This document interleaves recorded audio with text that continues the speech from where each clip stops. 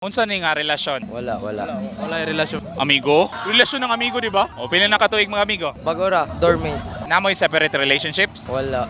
Wala po ko. Previous relationship? Oo. Pila ka buok? Isa. Ikaw pila? Usa. Okay ra, storyahan kung anong nagbulag atong usa.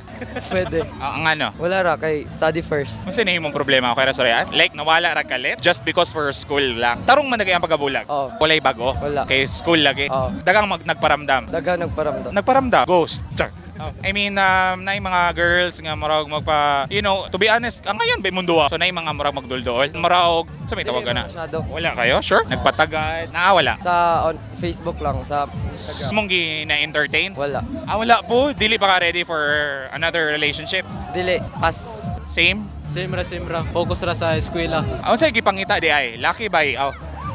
Dili ko mangita. Wow, di siya mangita. Maabot ra. Oo. Ang sa'yo mga ganahan mo sa katawo? Butan. Butan? Family-oriented, tapos simple lang. Ikaw, yung sa'yo yung ganahan sa katawo? Simple ra kayo nga botan, loyal, yung faithful. Mensahe na lang sa future relationship. Good luck. Good luck sa inyong duwa. Ikaw? Good luck ra dyan po naman daw magka-work dyan be. Mura katubanganay mo.